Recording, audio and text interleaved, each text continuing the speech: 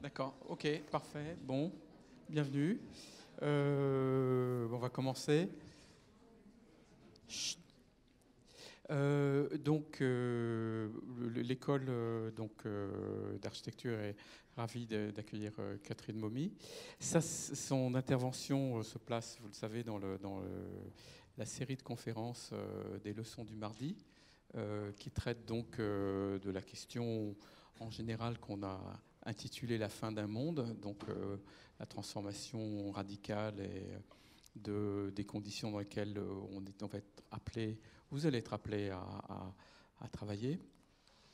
Et on a vu dans toute une série dans les interventions qui ont précédé, une série de réflexions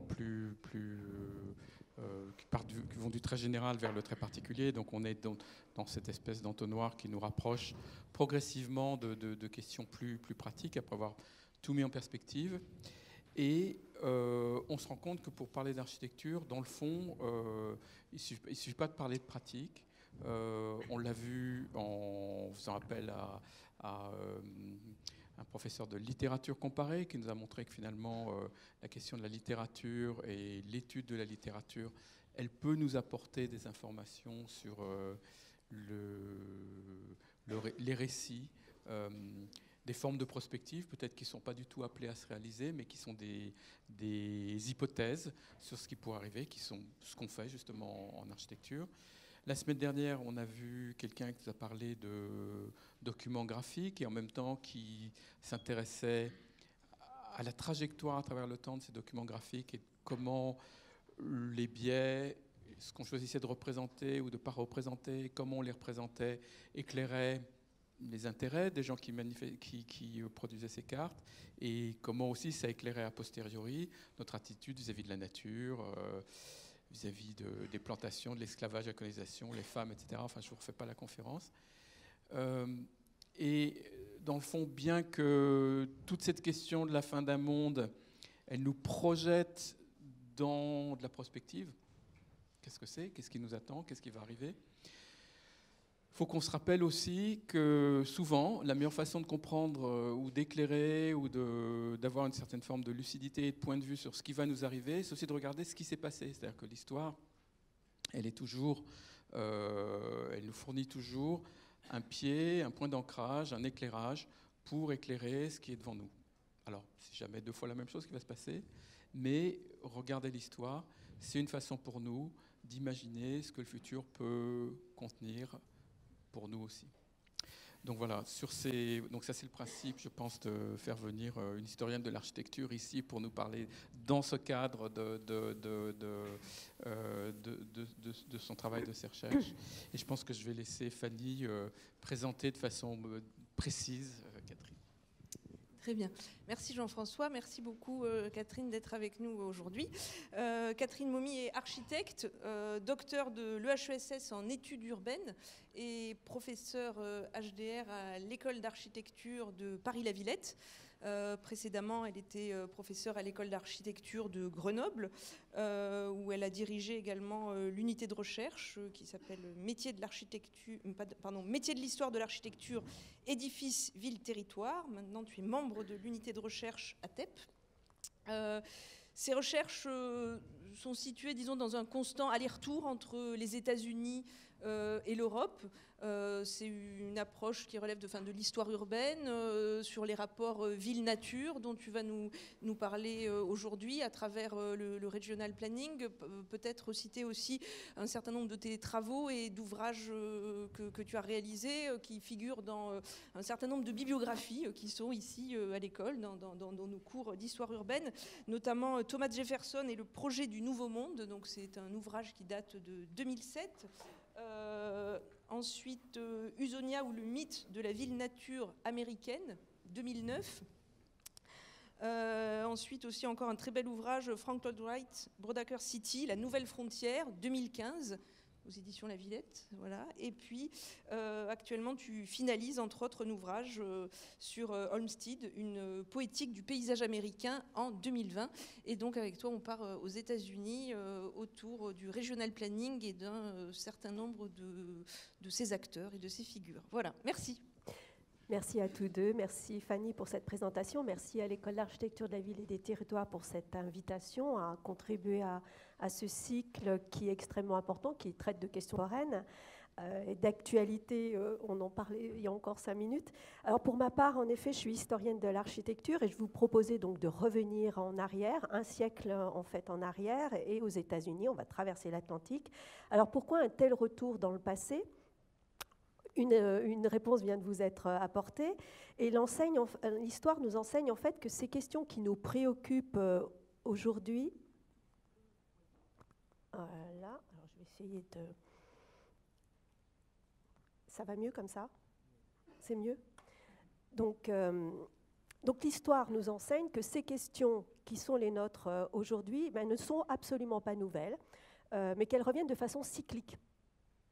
Et mon interrogation comme historienne, en fait, est justement de savoir si cette époque dans laquelle nous vivons aujourd'hui, et qui a vu donc émerger ces concepts d'anthropocène, de capitalocène, etc., selon les points de vue, est-ce que c'est une nouvelle phase dans ce cycle de l'histoire, ou bien est-ce que nous nous inscrivons véritablement dans une nouvelle période avec l'émergence de nouveaux paradigmes qui vont véritablement faire évoluer les choses? Donc en tant qu'historienne et on va dire citoyenne de ce monde, c'est une de mes questions actuellement.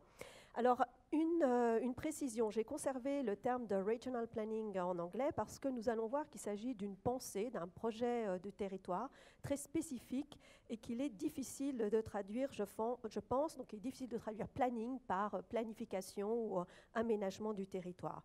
Pour Benton MacKay, un des acteurs principaux dont nous allons parler aujourd'hui, cette question du regional planning correspond à une exploration, on va le voir, une exploration d'un nouveau type, d'un nouvel ordre, afin de révéler ce qu'il va appeler l'habitabilité des territoires. Alors ce terme d'habitabilité, il est là aussi extrêmement contemporain. Un très grand nombre de géographes, notamment, l'emploient depuis plusieurs années. Donc le contexte dans lequel nous allons nous situer, celui des États-Unis, durant l'entre-deux-guerres, soit les années 1920-1930, et dès lors que l'on fait référence à ces dates-là, tout le monde a en tête le grand krach de 1929 et ses effets à l'échelle mondiale dans les années qui vont suivre. Mais nombre de problèmes auxquels les États-Unis doivent faire face sont antérieurs à cette date de 1929.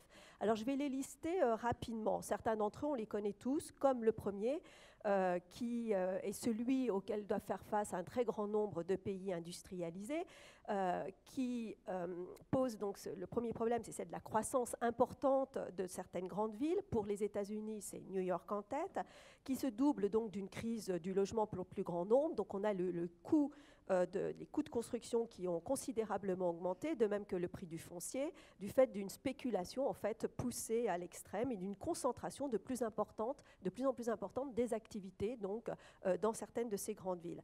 Donc la construction de logements est le plus souvent abandonnée au secteur privé, qui travaille à la réduction des coûts, mais pour son propre bénéfice, et qui réduit donc d'autant la qualité des logements eux-mêmes, mais aussi des ensembles qu'ils forment, qui sont uniquement conçus du point de vue de leur rentabilité à très court terme.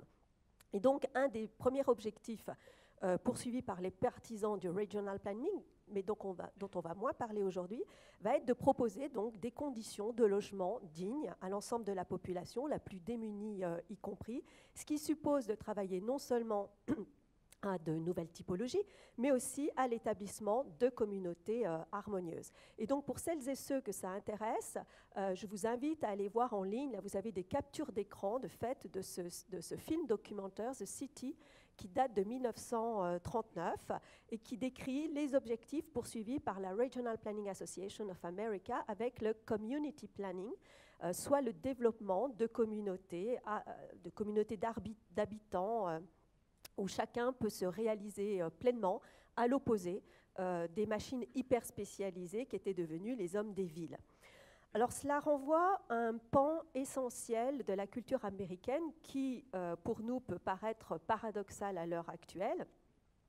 C'est-à-dire que ce qu'il va être appelé à ce moment-là la métropolisation, terme utilisé à l'époque et qu'il faut entendre comme l'uniformisation des territoires que l'on commence d'ores et déjà à observer du fait du développement de l'industrialisation, bien, cette métropolisation va provoquer chez certains intellectuels américains un véritable rejet, un rejet du système politique et économique, c'est-à-dire du capitalisme exacerbé tel qu'il s'était développé depuis le dernier quart du XIXe siècle. Il considérait ce capitalisme qui s'était développé dernièrement comme une perversion du capitalisme tel qu'il avait été envisagé par les pères fondateurs de l'Union des États-Unis. En d'autres termes, le développement que connaissent alors les États-Unis est considéré par certains de ces intellectuels comme contraire au principe de la démocratie américaine. Alors, il ne faut pas oublier que les États-Unis se fondent sur l'idéal d'une nation rurale, d'une société composée essentiellement, comme le disait Thomas Jefferson, de petits agriculteurs libres et indépendants. C'est ce que nous montrent ces images que vous avez à l'écran. Alors cet idéal s'avère dans les faits contesté parce que révèlent les études faites au début du XXe siècle, les études statistiques notamment, qui décrivent une société majoritairement urbaine.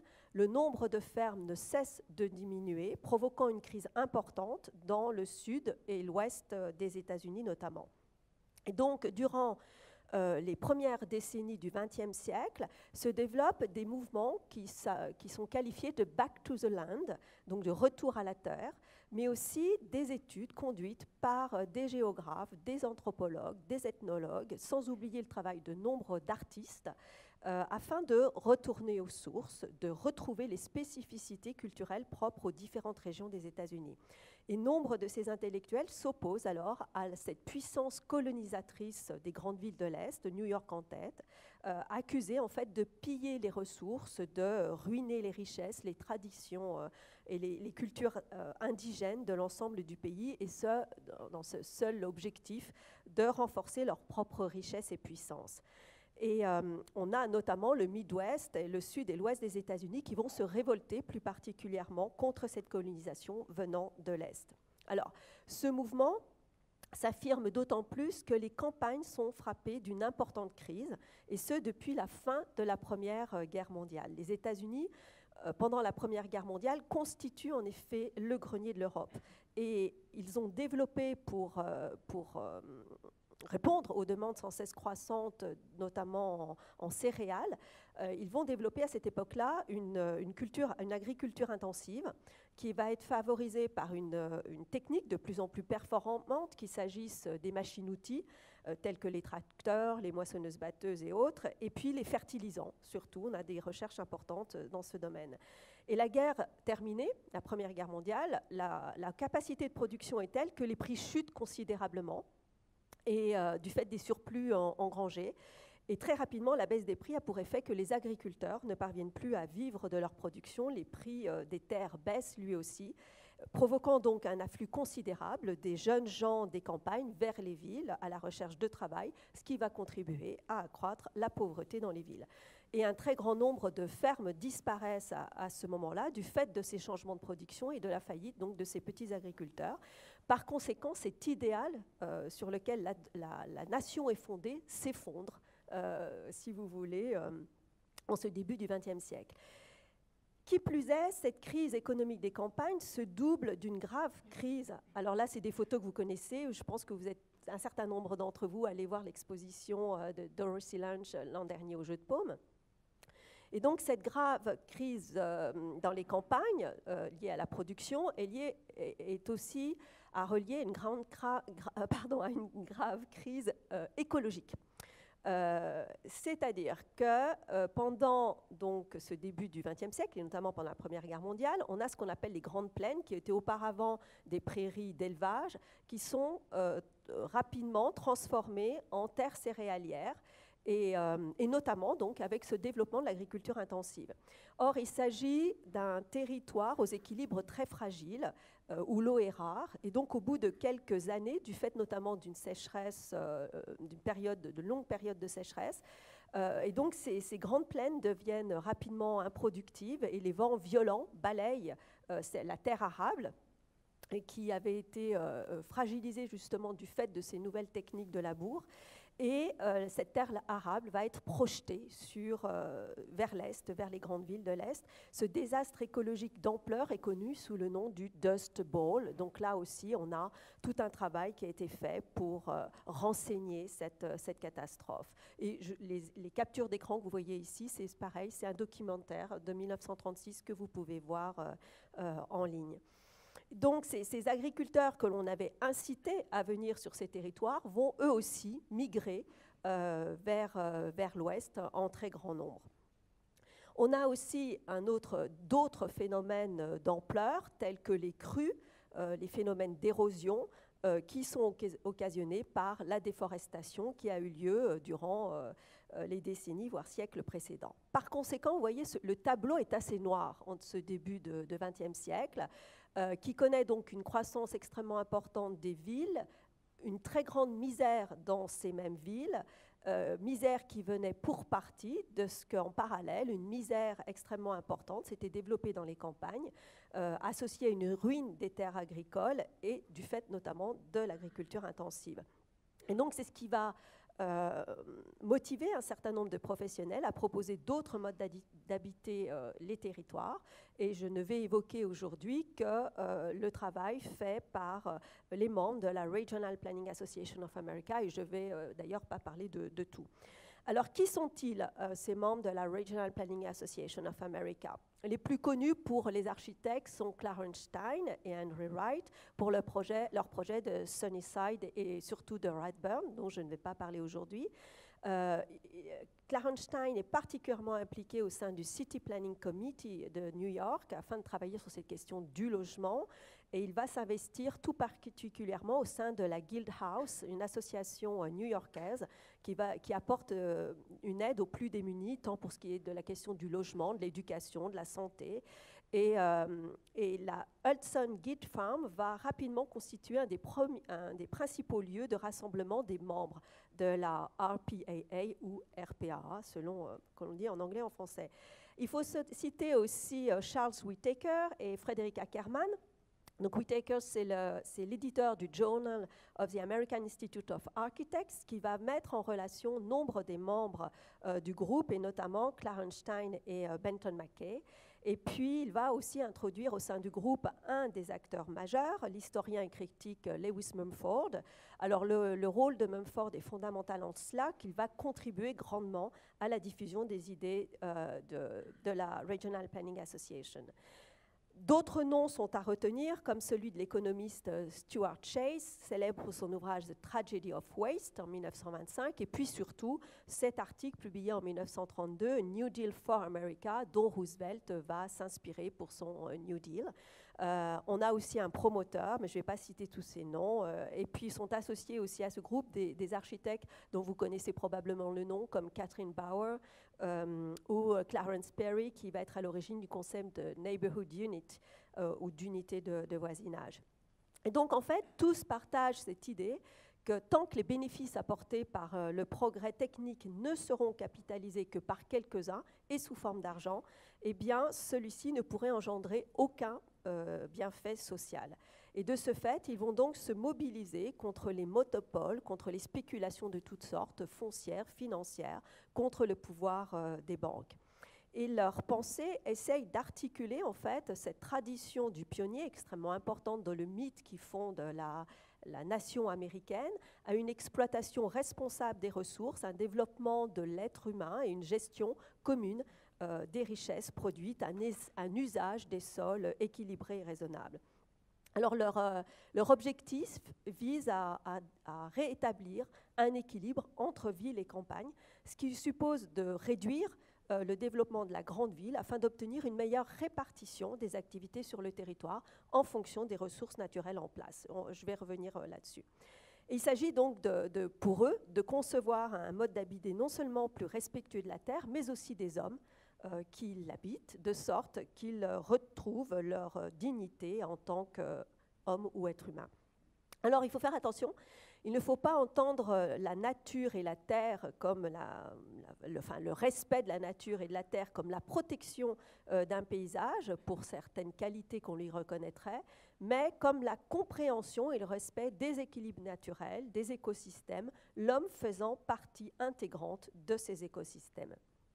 Et l'idéal qui les animait avait pour fondement que tout individu a le droit de retrouver le contact avec la nature, une nature non pas conçue comme objet de contemplation, mais que l'homme habite donc avec respect, ce qui suppose en tout premier lieu qu'il la comprenne. Donc là, il y a une question aussi d'éducation. Alors, je ne vais pas développer sur la question parce que c'est une question complexe, mais une telle conception du rapport ville-nature est nourrie par les pensées de penseurs du XIXe siècle, comme Ralph Waldo Emerson, comme Henry David Thoreau, Walt Whitman, donc un certain nombre de personnages qui nourrissent ces esprits. Et Thoreau, tout comme Emerson, avait dénoncé dès le milieu du XIXe siècle combien la grande ville industrielle désindividualisait l'homme. Alors, il faut faire attention aussi, ça ne signifie pas qu'il faut renoncer au progrès. Tout au contraire, et c'est en cela que le regional planning va se différencier de certains mouvements back to the land. Le progrès pour les membres de la Regional Planning Association of America est indispensable afin de soulager l'être humain de nombre de tâches ingrates, difficiles, mais pour cela, il faut que le progrès serve l'homme et non l'inverse, comme il l'observait alors, déplorant que l'homme soit devenu l'esclave de la machine qui ne servait elle-même qu'à détruire le milieu de vie de l'homme. Alors, l'année 1925 est une date extrêmement importante pour le regional planning. Entre février et septembre 1925 sont en effet publiées dans la revue The Survey les conférences données en 1923 à New York par Patrick Geddes qui vont être éditées en 6 Talks from My Outlook Tower. Et par ailleurs, le numéro de mai 1925 est entièrement consacré au regional planning. Il est conçu comme un véritable manifeste par les membres de la RPAA. Et un des textes majeurs est celui de Lewis Mumford, The Fourth Migration, la 4e migration, qui a été beaucoup réédité depuis lors. 4e migration qui était envisagée pour contrebalancer justement ces choix de développement le plus souvent désastreux effectués jusqu'alors et qui permettaient d'envisager des perspectives plus positives. Alors, si là, on ne va pas lire tout l'article, mais je vais vous le résumer. La première migration, selon Mumford, avait en effet vu le déboisement progressif du continent par les colons, privant le pays de nombre de ses ressources naturelles. La deuxième migration avait été marquée par le développement des villes industrielles et le remplacement des chariots par le cheval-vapeur, ouvrant le Midwest à l'industrialisation. Elle avait elle-même, du coup, je cite Mumford, impitoyablement réduit et ignoré ses ressources humaines. De ces deux migrations résultait un immense gaspillage engendré par l'exploitation irraisonnée des ressources naturelles et des hommes, faisant écho à l'époque paléotechnique décrite par Geddes. Alors ce gaspillage avait considérablement été amplifié par la troisième migration, qui correspondait cette fois-ci au développement des centres financiers, New York en tête, qui fonctionnaient dès lors comme de véritables aimants. Je cite Mumford, « Résultat de la troisième migration, une constante ponction de biens, de personnes et de ressources pécuniaires, et avec elles, les nouvelles sous-métropoles ont acquis des ressources culturelles qui manquèrent au reste du pays. » Donc, selon Mumford, cette troisième migration avait sacrifié le foyer, la santé, le bonheur, dans le seul objectif de permettre au monde des affaires de réaliser le maximum de profit. Je le cite, « La première migration avait recherché la terre, la deuxième la production industrielle, la troisième l'orientation financière et culturelle. Mais dans les faits, chacun de ces types d'efforts et d'occupations est indispensable à une communauté entière et stable. » Et donc la quatrième migration, selon Mumford, devait avoir pour principale visée, véritable enjeu du regional planning, de rétablir un usage, il nous dit, intelligent, raisonnable ou raisonné du sol et des ressources naturelles. Il s'agissait de créer une industrie en lien avec les énergies et les ressources disponibles, mais aussi en adéquation avec le marché, et ce, en concevant l'implantation et l'organisation d'établissements humains favorisant l'épanouissement de communautés harmonieuses. C'est l'enjeu du regional planning. Et cette quatrième migration bénéficiait d'un atout majeur, pensait-il, C'est-à-dire que la révolution technique à l'œuvre, utilisée à bon escient, permettait d'envisager une répartition plus équitable et cohérente des différentes activités sur le sol.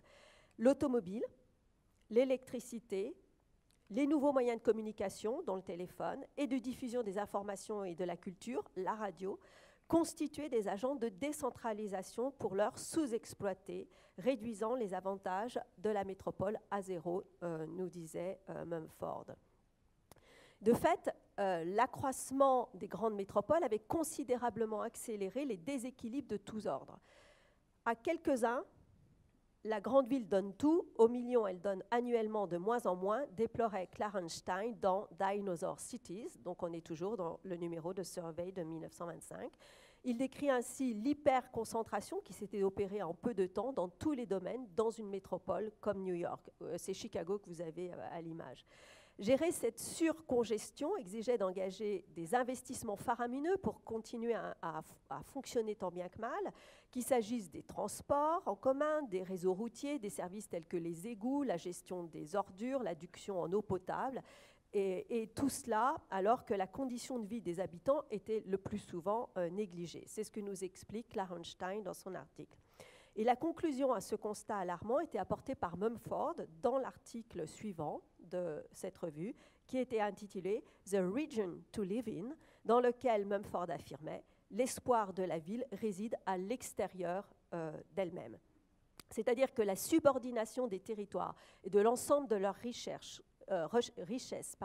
ressources, production aux grandes métropoles comme New York devait cesser pour favoriser au contraire un développement cohérent des villes et des campagnes dans un plus grand respect de l'environnement. Le regional planning, explique Mumford, ne demande pas jusqu'à quelle étendue une zone peut être portée sous l'égide de la métropole, mais comment la population et les services municipaux peuvent être distribués afin de promouvoir et de stimuler une vie sémillante et créative à l'échelle de toute une région. Une région étant toute aire géographique possédant une certaine unité en termes de climat, sol, végétation, industrie et culture, le regionaliste, terme qu'il utilise, tente d'organiser un tel domaine de sorte que ces sites et ressources, de la forêt à la ville, des régions montagneuses jusqu'au niveau de la mer, puissent être attentivement aménagés et ainsi la population sera répartie de façon à utiliser plutôt qu'invalider ou détruire ses avantages naturels. Il regarde les personnes, l'industrie et la terre comme une seule unité. Voilà une définition que donne du Regional Planning Mumford donc en 25. Ce qui veut dire donc que ce Regional Planning posait le problème différemment que cela avait été fait jusqu'alors, dans l'objectif de préserver à la fois les valeurs humaines, tout comme les ressources naturelles. Alors, des tentatives étaient d'ores et déjà à l'œuvre, précise Mumford, citant en exemple un des grands industriels de l'époque, Henry Ford. De fait, Henry Ford avait fondé dès 1918 les premiers villages industriels, je ne sais pas s'il avait lu Kropotkin, qui s'avérait être un véritable succès. Les premiers d'entre eux avaient été créés à proximité de Dearborn, le long des rivières qui fournissaient donc l'énergie nécessaire. Et en créant un réseau de petites unités de production étroitement liées aux usines plus importantes de Ford Motor Company, Ford souhaitait contrer justement l'expansion des grandes villes tout en offrant des conditions de vie décentes à la population rurale. De même, il s'agissait de mettre en place un modèle de développement respectant davantage les ressources locales. Alors, dans ces villages, le temps de travail était divisé entre l'usine et les champs, d'une façon variable selon les saisons, bien évidemment, on est plus dans les champs l'été que l'hiver, sachant que dans les deux cas, les charges de travail étaient réduites grâce à l'aide apportée par la machine et l'électricité. Dans le monde de la ferme, y compris, Ford va énormément travailler sur la ferme. Il va aussi lancer des programmes de recherche afin d'améliorer les rendements agricoles, recycler les déchets grâce à la chimie. Donc, il met en place tout un programme de travail à cette époque. Et selon ce qu'observe Ford, les ouvriers employés dans ces villages prenaient un plus grand plaisir dans leur travail. Qui plus est, la production agricole leur apportait un supplément de revenus non négligeable en sus de leur salaire. Alors je précise une chose, c'est que les ouvriers de Ford, à cette époque, étaient déjà les mieux payés. de manière à réduire le turnover. Et dans ces villages, la stabilité ou fidélité des ouvriers était encore beaucoup plus importante. Par ailleurs, était observé, avec l'implantation de ces petites unités de production, eh bien, une valorisation du prix du foncier, de même qu'une amélioration considérable des conditions de vie dans ces territoires ruraux qui avaient été jusqu'alors négligés. Chaque village était alimenté en électricité, en eau courante et disposait de toutes les techniques modernes et comprenait systématiquement une école, des magasins, tous les services essentiels à la communauté.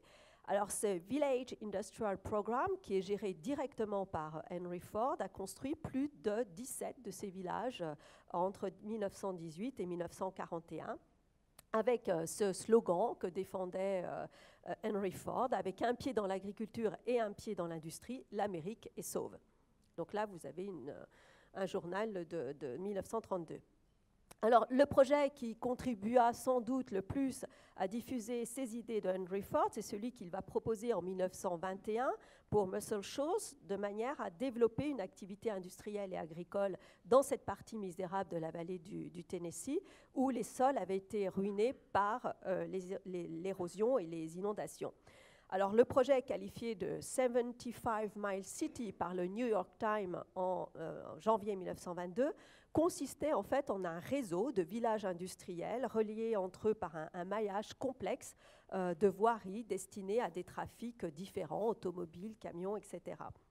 Le projet ne voit pas le jour parce qu'il était indissociable de la privatisation du barrage Wilson et de l'usine hydroélectrique qui lui était associée.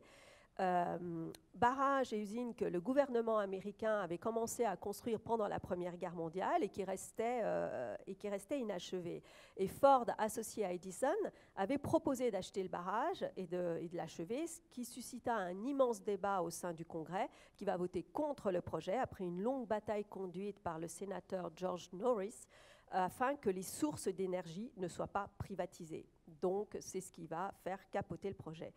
Ford n'en continua pas moins à prôner la décentralisation des activités industrielles, les États-Unis, selon lui, ne pouvant sortir de la crise économique dans laquelle ils s'enfonçaient qu'à l'aide d'une coopération étroite entre industrie et agriculture. Alors, comme on l'a déjà évoqué, ce regional planning vise en fait une décentralisation des différentes activités en vue d'un meilleur équilibre et une plus grande équité à l'échelle des territoires. Et on l'a vu, il se fonde sur les progrès réalisés en matière de transport, de communication et d'accès à l'énergie électrique notamment. Et la question était véritablement en débat aux États-Unis à cette époque-là, du fait notamment de la construction de la vaste grid, la grille électrique, qui posait le problème de sa gestion publique ou privée, donc gestion publique ou privée du réseau. Et selon certains, il ne fallait absolument pas reproduire le choix effectué au XIXe siècle avec la construction du réseau ferré, qui avait été abandonné au secteur privé. Donc, la construction de ce réseau d'énergie électrique devait rester dans le domaine public. Et on a un numéro du Survey qui est entièrement consacré à la question. Le numéro de Survey de 1925 qu'on vient de voir répond en fait à un numéro de cette même revue, publié exactement un an auparavant, et qui est dédié à Giant Power.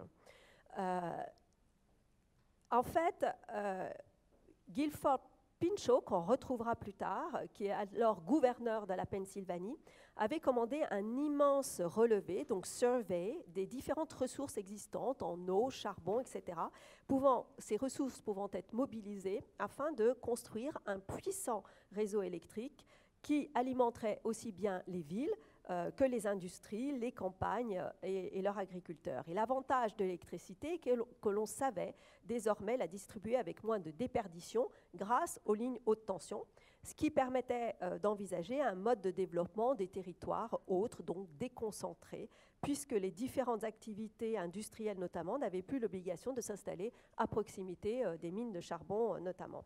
Et donc ce programme Giant Power supposait que l'ensemble des sources d'énergie générées par l'eau, le charbon, etc., soient connectées les unes aux autres de manière à alimenter un réservoir commun. Mais cela supposait, selon Pinchot, ou ou Pinchot, je ne sais pas, que ce réseau soit géré par l'autorité publique et non par le privé. Donc, une fois de plus, afin d'éviter la situation des chemins de fer américains. Alors, la référence qui est citée, c'est le choix fait par l'État de l'Ontario, donc au Canada. L'Ontario Hydroelectric Power Commission avait en effet choisi de décentraliser l'énergie générée à Niagara afin de la distribuer équitablement à l'échelle de l'État de manière à ce que les petites villes, les communautés rurales prospèrent elles aussi. Et de fait, les fermes, les petites villes étaient extrêmement florissantes dans l'Ontario, à l'opposé de ce qu'on observait dans l'État de New York. Aux États-Unis, la Californie mise à part, les principales usines électriques étaient construites à cette époque-là dans les centres manufacturiers, dans l'objectif d'alimenter leurs activités. Et de la même façon, les grandes villes créaient d'importantes infrastructures électriques, mais pour leur seul bénéfice. Et donc, le regional planning, selon ce qui est défendu dans The Survey, visait à repenser le développement de l'État de Pennsylvanie, dans ce cas de Giant Power, dans la relation donc, avec l'établissement de ce programme Giant Power. C'est-à-dire que les usines électriques ne seraient plus construites à proximité des grandes villes ou des usines, mais directement à la source, donc aux mines de charbon ou sur le bord des rivières, le courant électrique étant uniformément réparti au travers de l'État grâce aux lignes haute tension auxquelles je faisais référence. C'était déjà le cas en Californie, et on observait du coup en Californie une électrification des zones rurales beaucoup plus importante que ce qu'on observait sur la côte est. Il est clair, explique en mars 1924, donc dans cette revue, explique Robert Bruer, directeur du Bureau de la recherche industrielle, que ce nouvel art placé sous le contrôle public fera pour l'énergie ce que le chemin de fer a fait pour les marchandises, c'est-à-dire qu'il apportera l'énergie à la portée de tout habitant dans la quantité désirée et d'une qualité standard et à un prix plus ou moins uniforme pour chaque sorte de service. Une fois que le Regional Planning et Giant Power auront effectué leur travail, quel genre de monde auront-ils façonné, interroge-t-il dans son article Giant Power Region Builder. Il poursuit. Nous savons que la vie industrielle désordonnée dans nos villes transformées en taudis et où la vie est dure, de même que la vie austère et culturellement atrophiée que l'on connaît dans la ferme isolée dans les petites villes, rendent impossible une éducation complète et un développement spirituel accompli. Une construction régionale efficace fondée sur une intégration vitale, organique, fonctionnelle de la ferme, de la petite ville et de la métropole financière devrait corriger les anomalies actuelles et diffuser les avantages de chacune. En rapprochant l'industrie des fermes et en rapprochant les fermes des centres industriels, en ouvrant les fenêtres des villes au grand air de la campagne et en insufflant dans les fermes et les petites villes l'énergie nerveuse dont sont suréquipées nos villes saturées de machines, on devrait offrir de nouveau à notre civilisation mécanisée des opportunités professionnelles et culturelles diversifiées que connaissait auparavant l'économie domestique et locale. Cela devrait stabiliser et enrichir la vie de la communauté et préparer ainsi le terrain pour de nouvelles coutumes populaires locales. Tout cela est à notre portée, mais qui peut dire si en tant que peuple nous pouvons les saisir ? Point d'interrogation. Alors, le fait qu'il soit fait référence à l'État de New York n'est pas anodin. Les membres de la Regional Planning Association travaillaient en effet à l'époque au Regional Plan of New York, qui était conçu comme un contre-projet au Regional Plan of New York and its Environment, préparé par Thomas Adams pour la Russell Sage Foundation. Et ce plan de la RPAA va être présenté en 1926 en même temps que celui de la Russell Sage Foundation. Alors, en quoi le projet de la Regional Planning Association of America diffère-t-il de celui de Thomas Adams ? Thomas Adams, c'est les deux illustrations que vous voyez en bas à gauche, part de la métropole de New York et de ses problèmes. L'objectif est d'organiser l'expansion future de la métropole, et notamment du point de vue de la circulation, mais pas seulement. la RPAA inverse le regard. Le projet n'est plus centré sur New York, mais se déploie à l'échelle de l'État de New York et prône une décentralisation des activités. Vous avez ici une illustration d'Henry Wright publiée donc, dans ce numéro de mai 25 de The Survey et qui figure également dans The Report of the New York State Commission of Housing and Regional Planning de 1926, le fameux rapport qu'ils vont rendre. Alors, quel est le sens de ces trois schémas illustrant ces trois époques industrielles? Je vais résumer rapidement les passages du texte qui accompagnent ces schémas. Alors, il explique.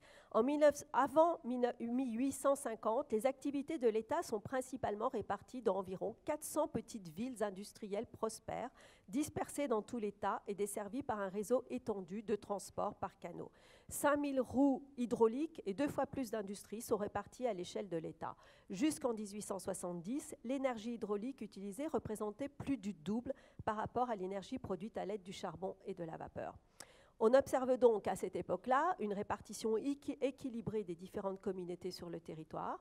Elles étaient de petite taille, plus ou moins autonomes, chacune d'entre elles produisant les ressources locales, sa propre alimentation, selon les ressources locales, sa propre alimentation, de même qu'un certain nombre de biens. Mais entre 1840 et 1880, c'est le premier schéma que l'on voit, commencent à être observées deux tendances opposées et néanmoins simultanées. D'une part, un mouvement continu vers la terre et de l'autre, l'implantation de nombre de plus en plus important d'usines dans la vallée constituant l'épine dorsale de l'État. Un événement capital marque les années 1870-1880 quand la vapeur prend le dessus sur l'énergie hydraulique. À partir de ce moment est observée une concentration industrielle dans la vallée, les usines étant construites à proximité des canaux et des lignes de chemin de fer qui apportent le combustible, c'est-à-dire le charbon. En outre, les progrès effectués dans la production de masse vont entraîner une augmentation du marché, ce qui va imposer justement de situer ces entreprises à proximité de systèmes de transport pour distribuer la production de plus en plus importante. La deuxième période, que l'on voit en haut à droite, correspond à la construction des grandes lignes ferroviaires qui ont permis de rapprocher les Grands Lacs du port de New York. Manhattan est en bas, vous voyez la figure elle inversée et est en bas pour ceux qui n'ont pas l'État de New York en tête. Et au fur et à mesure que les chemins de fer se développent, New York porte de plus en plus d'attention aux activités associées aux industries implantées le long des grands axes de transport. Et les voies de transport latérales, ces fameux canaux dont on parlait, vont être progressivement ignorées. Tous les canaux latéraux vont même être abandonnés à partir de 1875. C'est ainsi que disparaît une grande partie des relations qui avaient existé jusqu'alors entre les différentes villes situées en dehors de cette ligne principale que représente la vallée. Et au fur et à mesure que l'industrie se tourne vers le charbon, elle va se confiner dans ces zones desservies par les moyens de transport les plus performants, le long donc des voies principales et notamment ferroviaires. L'industrie donc initialement implantée dans les petites villes disparaît. Leurs habitants donc n'ont d'autre choix que de partir vers les villes situées dans la vallée. De la même façon, la population rurale elle-même migre vers les 10 villes principales qui, en 1920, avaient atteint chacune 50 000 habitants. Vous voyez ces points qui grossissent le long du trait noir, qui sont les fameuses villes principales dans la vallée. Alors, ce qu'on observe, c'est que la croissance de l'État ralentit de plus en plus. En 1910, on enregistre déjà une perte nette de la population en dehors de ces quelques villes qui sont favorisées dans la vallée. Et on a donc à ce moment-là une rupture nette des différents équilibres. La grande ville devient l'organisme dominant auquel est associée la ferme spécialisée dont la production est dédiée aux habitants de la ville. Et le nombre d'acres de fermes décline de façon importante entre 1880 et 1920, de même que les petites industries locales. Par contre, les complexes industriels voient leur taille augmenter dans la vallée, lieu de concentration donc de toute la population, de la production et des moyens de transport. La troisième époque, que l'on voit en plus grand en bas, serait celle de la mise en œuvre d'un usage plus raisonné des aires favorables à l'agriculture et à l'industrie, le transport motorisé permettant désormais aux industries de se libérer de l'emprise de ces principales lignes de transport ferroviaire. L'ensemble du bassin versant des lacs Erie et Ontario constituerait, selon le Regional Planner, une aire idéale pour développer une vie industrielle. La plaine agricole, qui est délimitée par des petites villes et 2 grandes routes réservées aux camions, entoure et relie entre eux les centres manufacturiers répartis le long du réseau combiné de voies de chemin de fer, de routes et de canaux au centre de la plaine. Donc c'est la partie, vous voyez, centrale avec ces lignes qui sont, donc cette fois-ci, on a une multiplicité de voies de circulation. Cette zone est bordée d'une aire composée, alors on va passer à la coupe, est bordée d'une aire composée de fermes situées à une plus grande altitude dédiée à la production laitière et aux cultures vivrières. Et enfin, dans les terres encore à une plus haute altitude, eh bien, se trouvent les réserves forestières et les bassins de stockage servant à l'alimentation en eau et en électricité. Selon eux, cela devait permettre de restaurer la plus grande ressource naturelle de l'État, à savoir ses forêts. Et il revenait donc, selon eux, au regional planning, d'orienter l'évolution vers une telle issue en faveur de la vie, explique-t-il. Et le plus grand atout sur lequel l'État pouvait compter pour mener à bien son action résidait probablement dans son énorme réserve d'énergie hydraulique jusqu'alors inexploitée, estimait-il. Ils expliquent le développement industriel hâtif et aveugle a coupé ces endroits du reste du monde et tout a dérivé vers les centres où les marchés et le charbon étaient disponibles.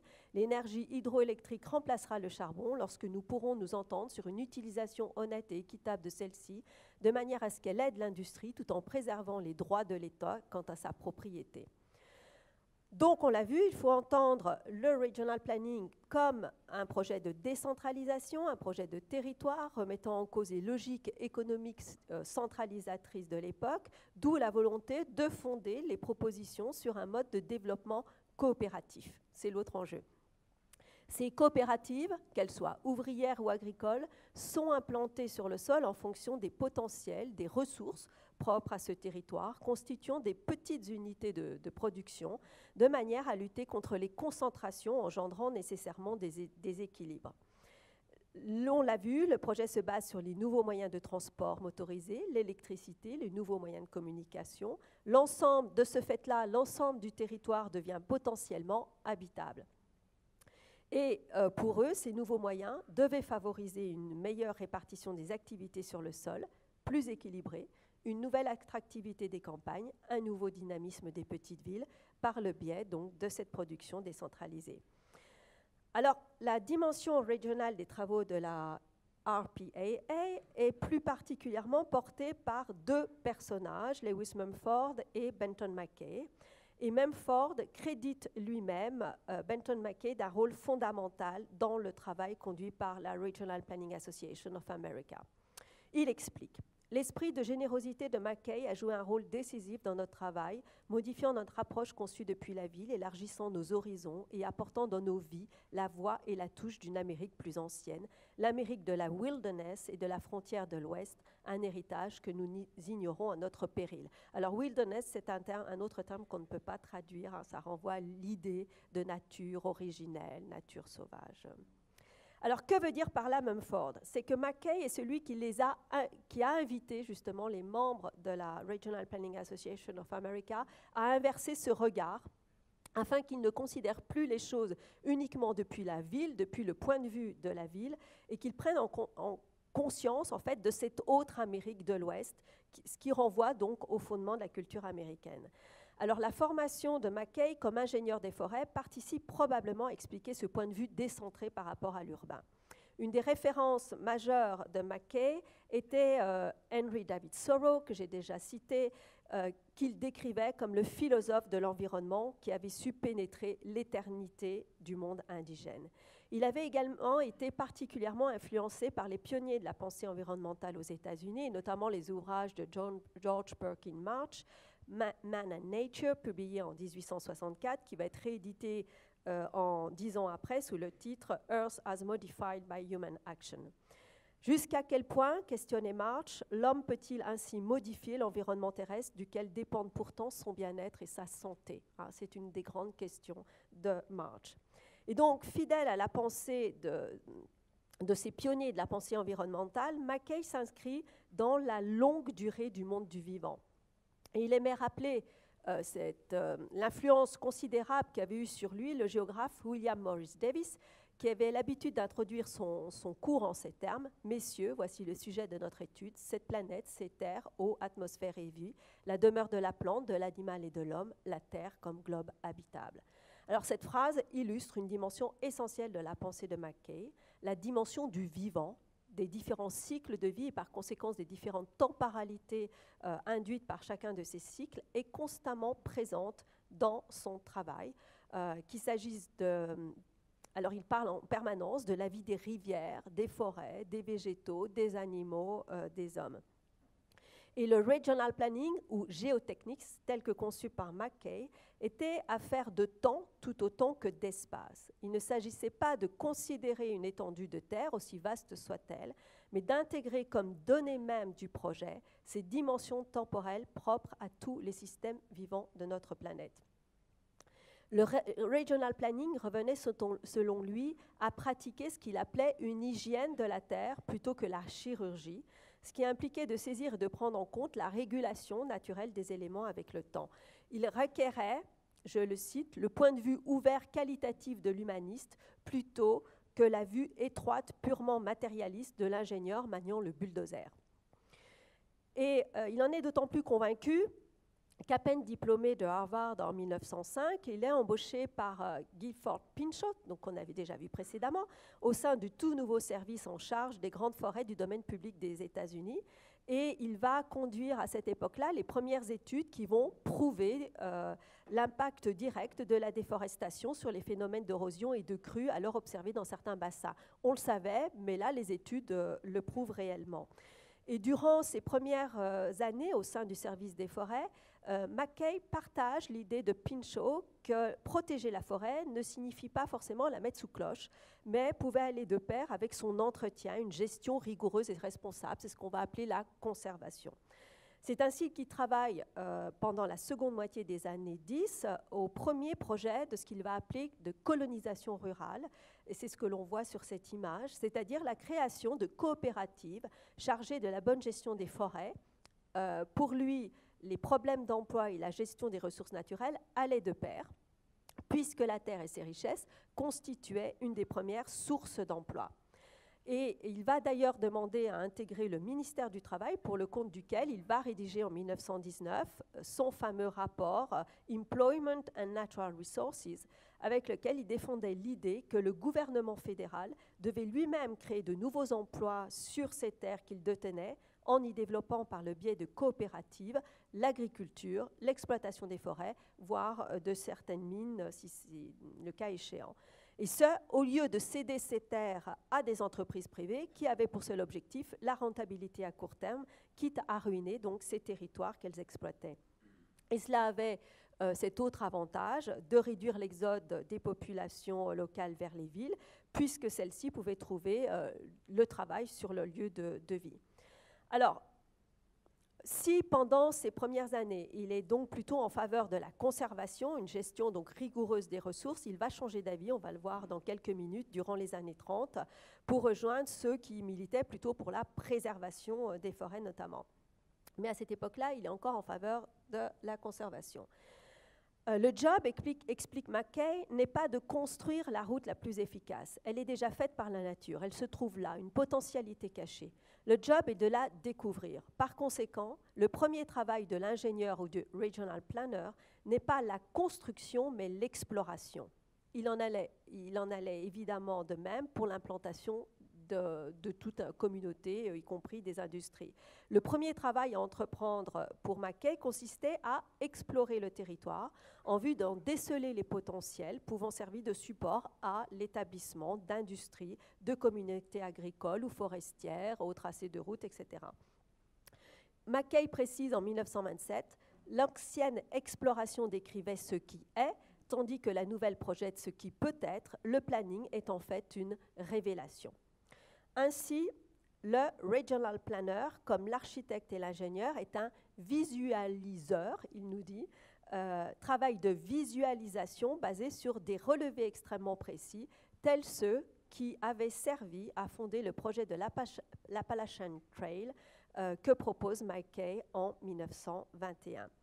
Ce projet, en fait, couvre la totalité de la chaîne des montagnes Appalaches, du nord au sud des États-Unis.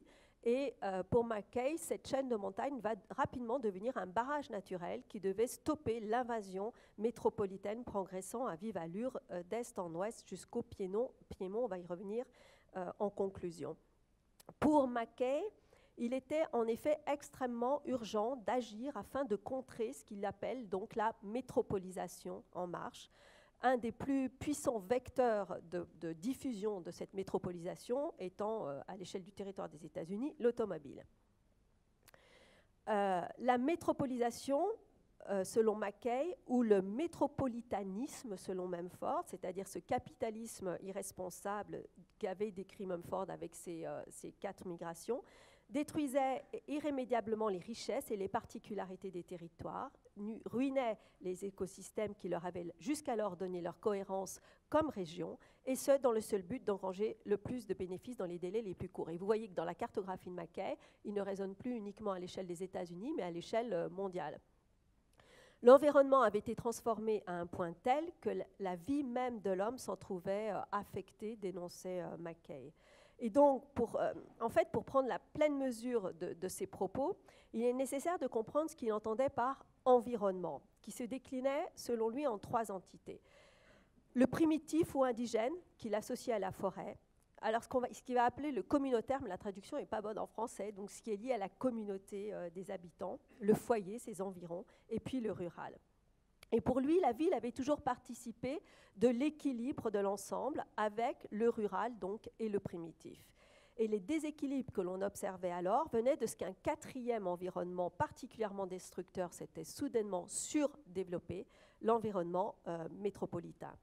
Lutter contre l'intrusion maligne que représentait l'invasion métropolitaine supposait donc pour Mackay de mettre en place une double stratégie. Premièrement, en valorisant les environnements primitifs, ruraux et communautaires, donc liés à la communauté, et de l'autre, en contenant l'inondation métropolitaine, en élevant des barrages et des digues. Et là, vous voyez les différents barrages qu'il imagine à l'échelle des États-Unis. Et c'était donc l'objectif de l'Appalachian Trail. Le plus grand réservoir du monde métropolitain était constitué, il nous dit, par la plaine atlantique allant du Maine à la Géorgie, où était établi un tiers de la population nationale. Alors ça, c'est ce que va décrire Gottman quelques années plus tard.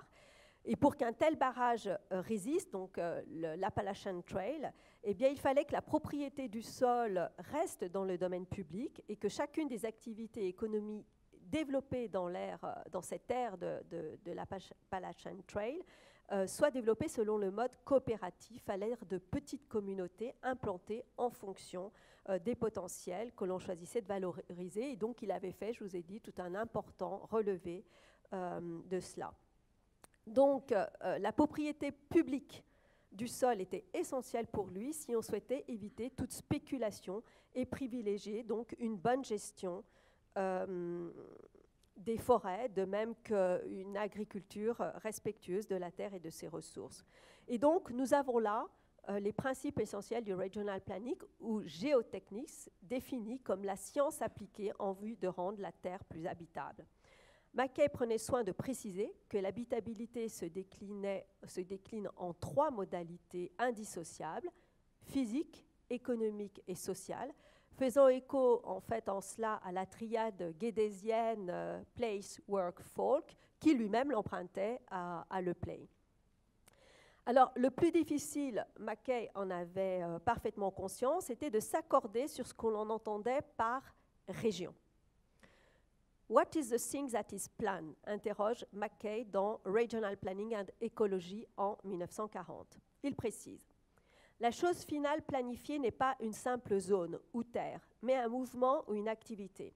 La région, poursuit Mackay, est assimilable à ce que le dictionnaire appelle une sphère, un circuit ou éventail d'actions ou influences. Les sphères en question ou régions n'étaient donc pas appréhendables en tant que forme géométrique, mais comme flux allant des systèmes hydrologiques au flux des produits alimentaires notamment, mais aussi les matières premières, jusqu'au mouvement de population.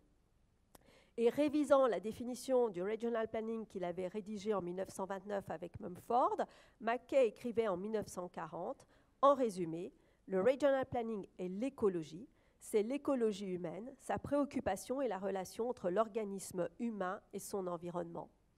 Et un des obstacles à surmonter consistait en fait à faire admettre le caractère réciproque de la relation, car il ne s'agissait pas uniquement d'adapter l'environnement à l'organisme humain, mais aussi d'habituer l'homme à son environnement, ce qui supposait d'apprendre à vivre avec les différents cycles et caractéristiques qui lui sont propres.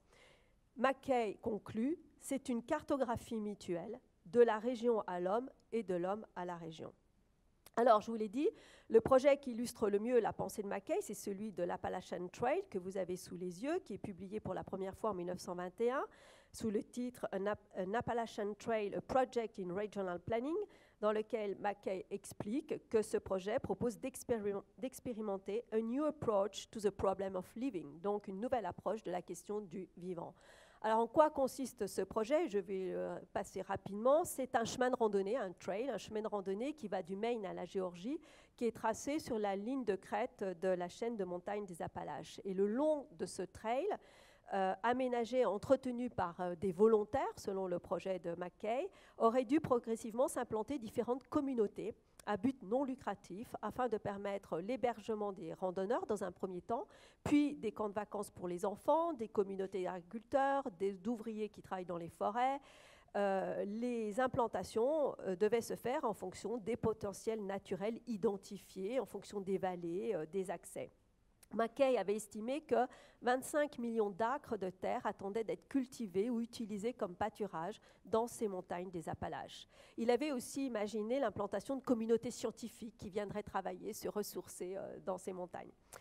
Alors, l'implantation je vous l'ai dit, l'implantation de ces communautés était en fonction des ressources présentes sur le site et elles étaient limitées, c'est-à-dire que leur emprise était limitée, il y avait une superficie précise, de sorte à éliminer toute possibilité de croissance trop importante, et sa gestion se faisait forcément selon le mode coopératif. Et donc, peu à peu, selon lui, cette nouvelle économie propre à ces territoires aurait dû permettre de stopper le flux constant des habitants des campagnes vers les villes, voire Mackay avait aussi anticipé que l'augmentation du temps de loisirs que l'on observait déjà à cette époque-là pouvait être employée de façon à favoriser ces modes de développement coopératif. Le temps libre acquis grâce à la machine pouvait être mis à profit en participant à des activités associatives. Donc il mesure tout ça, il quantifie tout ça.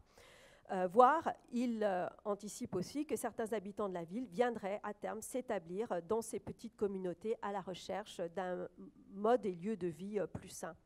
Alors, dans les faits, ce chemin de randonnée va être effectivement plébiscité. Il existe aujourd'hui, il est réalisé assez rapidement sous la pression notamment des lobbies des randonneurs, des chasseurs, des défenseurs divers de la nature.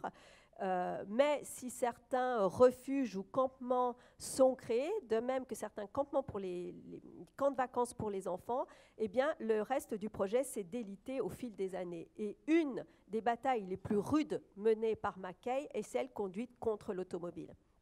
Alors, dès le milieu des années 1920, le National Park Service s'avère être en fait un des principaux promoteurs du tourisme dit naturel, en ouvrant des centaines de kilomètres de routes dans les parcs naturels ou dans les grandes forêts protégées, ce qui va attirer de ce fait des hordes d'automobilistes au comportement plutôt irresponsable. Protéger la wilderness de Coney Island, implore Mackay en 1931 dans une lettre qu'il envoie à Franklin Roosevelt. La question de la route, et notamment de la Skyline ou Scenic Road, va devenir en effet de plus en plus conflictuelle au sein de l'Appalachian Trail Conference et va avoir pour conclusion, en fait, pour conséquence, que Mackay va être peu à peu dépossédé de son projet.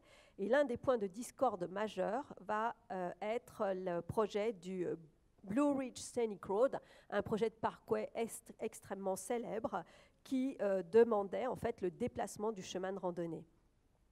En 1935, alors qu'il défendait son projet, Mackay déclare « La fonction de la vraie wilderness est de procurer un refuge contre les bêtises crasses, alors il dit crassitude, de la civilisation, qu'elle soit visible, tangible, audible. L'enseigne publicitaire, la voix calibrée, le klaxon de l'automobile ou son refrain la radio sont tous d'essence urbaine.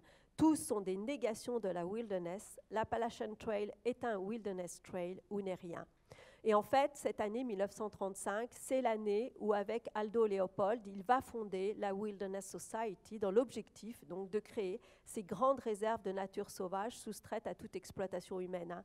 Les parcs naturels, les parcs nationaux naturels ont des statuts différents que les wilderness areas aux États-Unis. Et Mackay et Leopold se sont opposés un temps sur cette question-là. C'est-à-dire qu'en 1921, quand l'année où Mackay donc, propose son projet de l'Appalachian Trail, Aldo Leopold publie de son côté un célèbre article intitulé Wilderness, dans lequel il défend l'idée que celle-ci doit absolument être protégée à la fois du développement industriel, mais aussi des loisirs et du tourisme. Et Mackay, à cette époque-là, était plus confiant, on l'a vu, hein, en la sagesse humaine. Il avait imaginé qu'il était possible d'envisager la protection de la nature tout en gérant intelligemment ses ressources. Dans les faits, il se rend compte que cela n'est pas possible. Il va rapidement perdre ses illusions et il rejoint donc la position de Léopold. L'autre grande déception, mais sur laquelle je ne vais pas m'étendre, là on conclut, de Mackay, ça va être son expérience pendant les années 30, l'expérience qu'il effectue au sein de l'équipe constituée par la Tennessee Valley Authority. Il va alors reprocher aux ingénieurs de la TVA de favoriser l'utilisation justement du bulldozer en lieu et place d'une plus grande hygiène de la terre. En 1951, Mackay revient sur les enjeux du regional planning qui, selon lui, questionne, il nous dit, l'usage de la terre, du jardin au globe, et il prévient alors: dans les temps normaux d'hier, nous pourrions mettre l'accent sur le jardin. Mais s'il vous plaît, messieurs les techniciens, les hommes d'État, les citoyens, dans l'urgence dans laquelle nous sommes aujourd'hui, gardez un œil fixé sur le globe. Et on va conclure avec cette alerte de Mackay qui date quand même, hein, comme vous le voyez, 51. Voilà, je vous remercie beaucoup pour votre attention.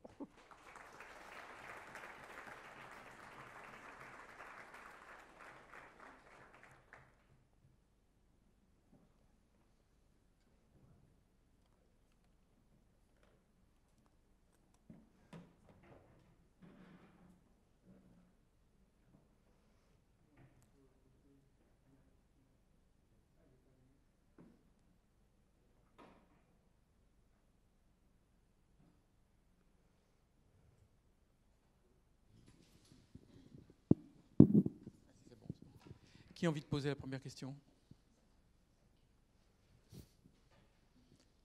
C'est allé un peu vite, hein. Oui, c'était très dense.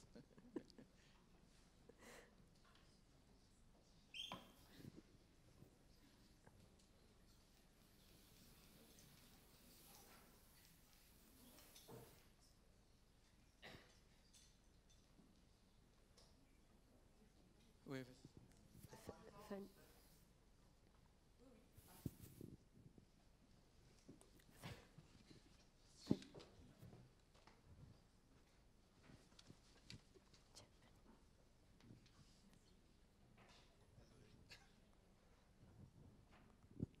Bonjour.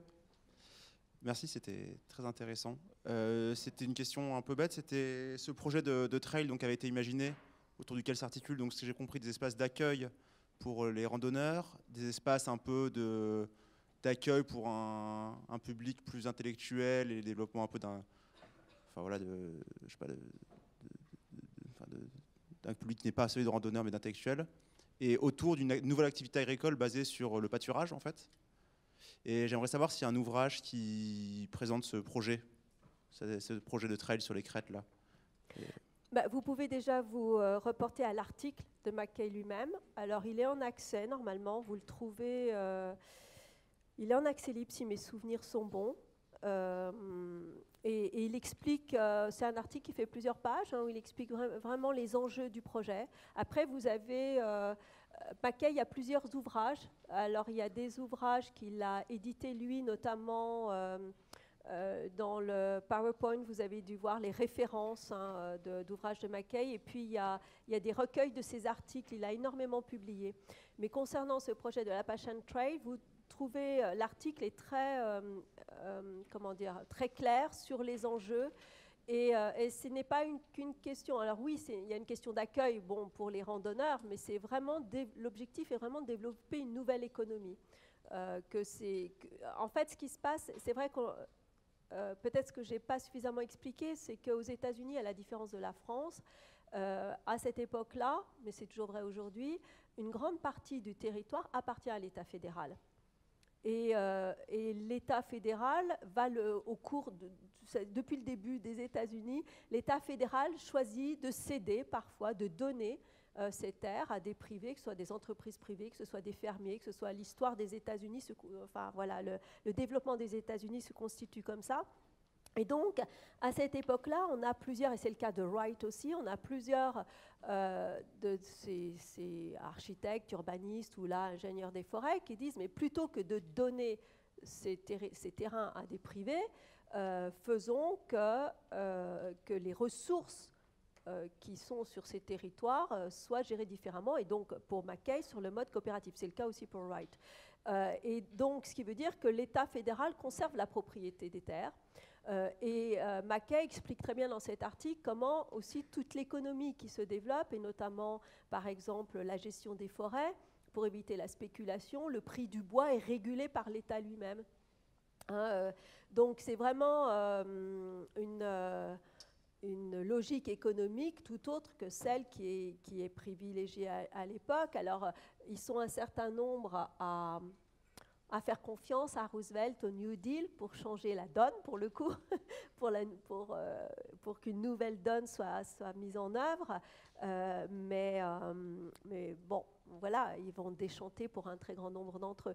Mais si ça vous intéresse, donc vous allez voir cet article de Mackay sur l'Appalachian Trail, et vous verrez, j'évoquais le loisir, c'est-à-dire qu'il prend vraiment en compte tout ce que le progrès, justement, apporte. Et notamment, le temps de travail se réduit d'ores et déjà à cette époque-là. Les ouvriers ont plus de temps libre. Et donc, il dit, ce temps libre, si chacun donnait 1 heure de ce temps libre, ben, ça permettait de développer tel type d'activité, d'entretien, par exemple, du trail, ou ce qui ne va pas se passer tout à fait comme ça. Je ne sais pas si je réponds à votre question. Ouais, donc c'est un axe qui est un axe économique basé autour de l'agriculture, en gros la sylviculture, et puis l'accueil. Et puis, non, alors après, oui, il fait un relevé vraiment extrêmement précis pour y compris développer des petites... Donc, on évoquait, par exemple, la production d'électricité, développer des unités de production à bord des rivières, certaines unités aussi industrielles, mais à chaque fois des petites unités. D'accord, donc pas forcément axé sur cette ligne de crête, mais il prend plus généralement... Non, après, le trail, on va dire, c'est ce qui donne... c'est parce que d'abord, on est sur plus de 5000 km. Hein. Donc c'est, on va dire, le fil conducteur, mais tout n'est pas axé sur le trail, puisqu'après, les différentes activités s'implantent en fonction si on a fait à très haute latitude, on ne peut plus cultiver. Donc, selon les altitudes, on va avoir l'exploitation de la forêt, et en effet le pâturage, plus bas l'agriculture, à proximité là où c'est plus accessible, certaines activités industrielles, etc., etc. Ça va dépendre du territoire, c'est ce que j'essayais de vous dire. Le potentiel existe, il faut le développer en fonction de... Bon, après, c'est très... comment dire c'est très idéal, mais c'était ce qu'il avait imaginé. Ok, merci. Je vous en prie.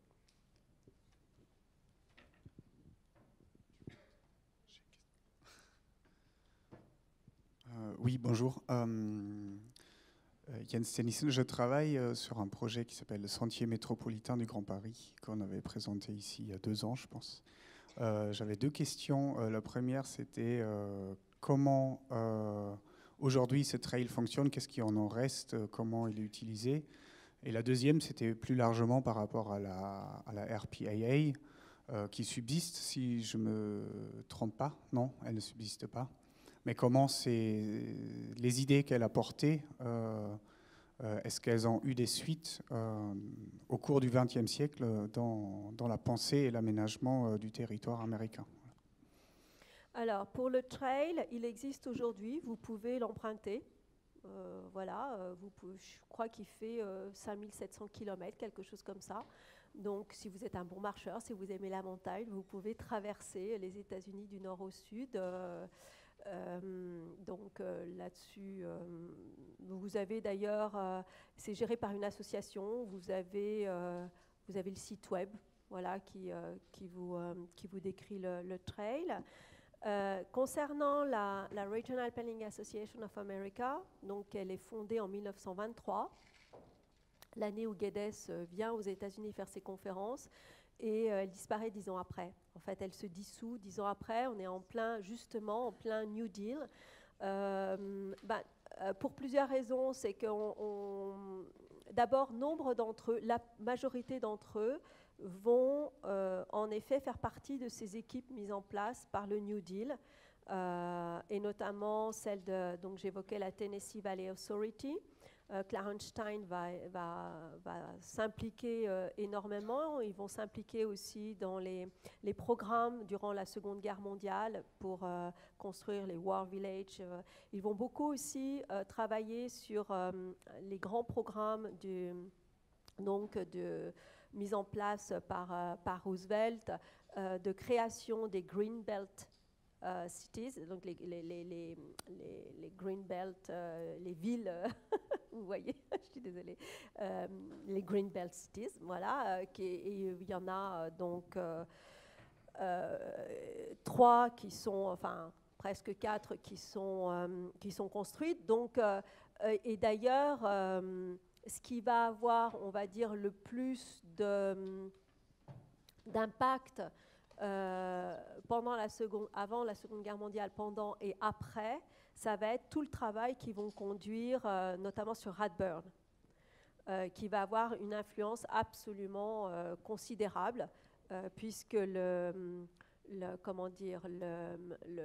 nouvelles typologies et morphologies que met en place Radburn, c'est ce qui va être appliqué, on va dire, à la fois pour les Greenbelt Town, voilà, Greenbelt Town et pas Cities, je savais bien que c'était pas Cities, mais aussi pour tout le programme des New Towns, donc des villes nouvelles qui va être mis en place dans les années 50 et auquel Clarence Stein va beaucoup contribuer. Andrew Wright moins, puisqu'il décède plus tôt.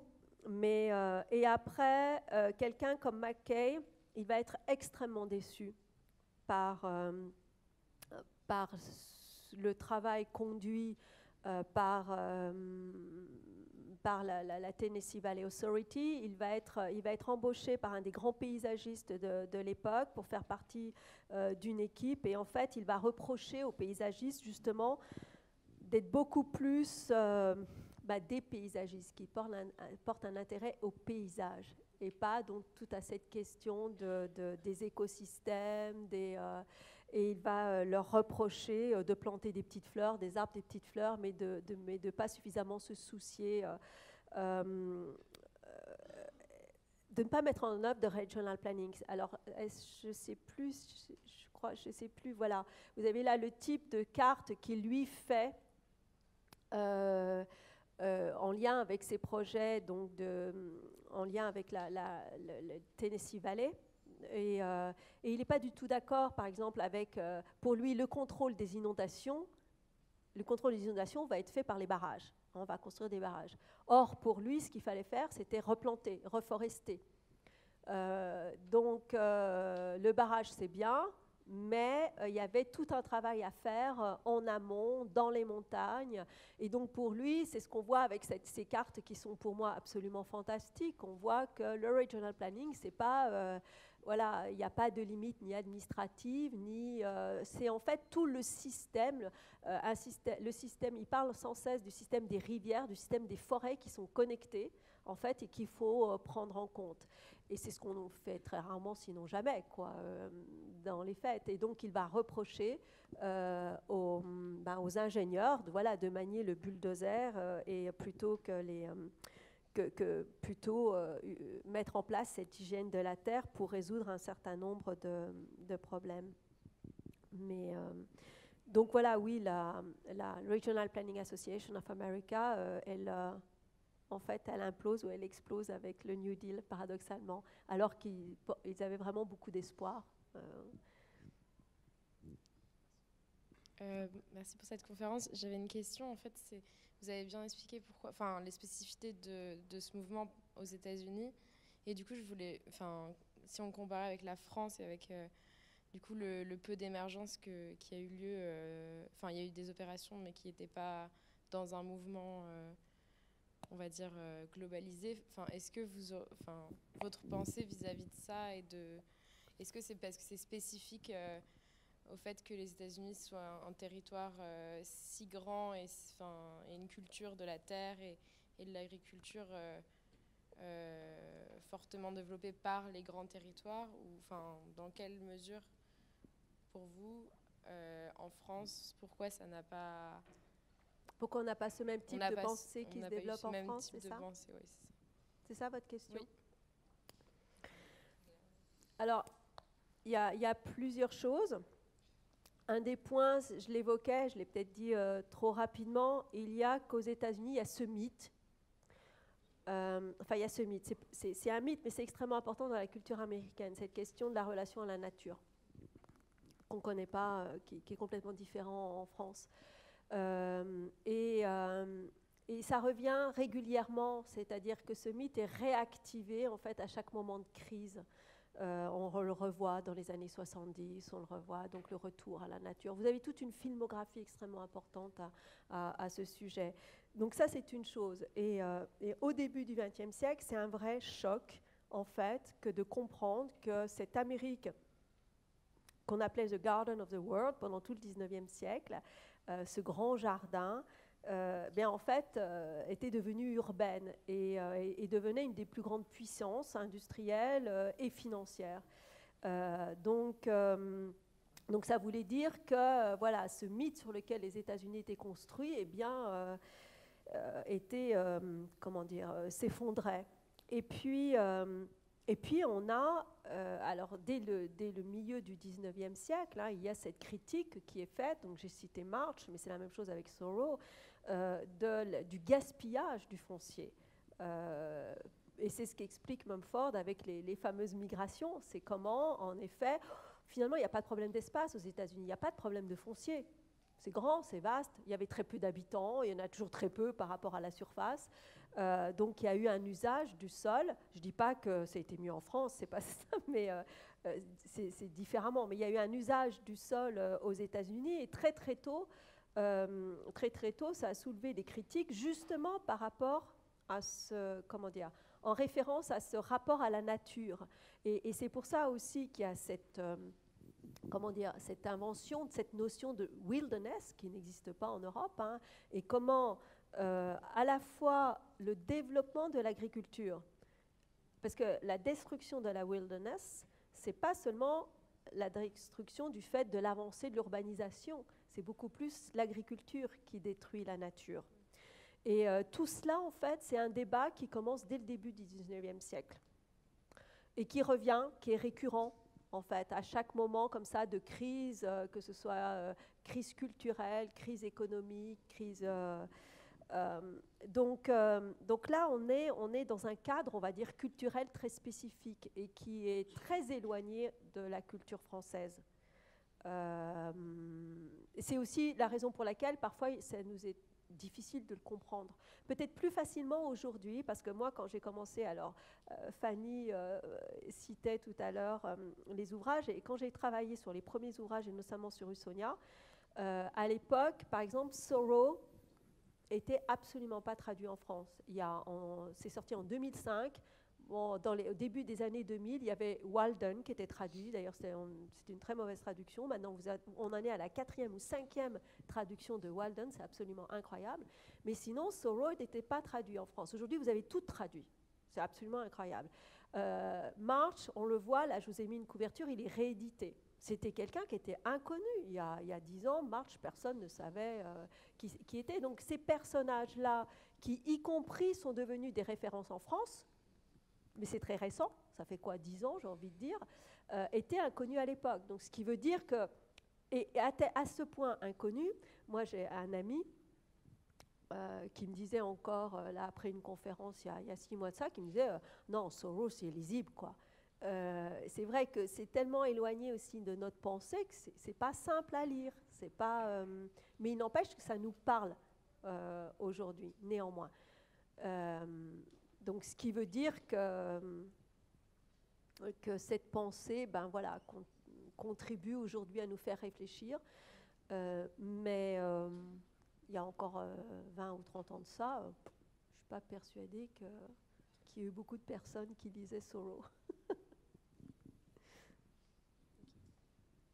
Et puis il faut savoir, alors dernier point, en France, bon, l'industrie s'est considérablement développée aussi au début du XXe siècle, mais paradoxalement, la prise de conscience en France que ça devient un pays rural et qui passe d'un pays rural à un pays urbain industriel, c'est avec la Seconde Guerre mondiale. C'est plus tard, en fait. La prise de conscience. Hein,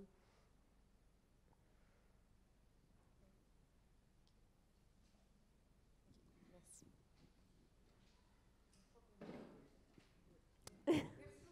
Ben, merci à vous.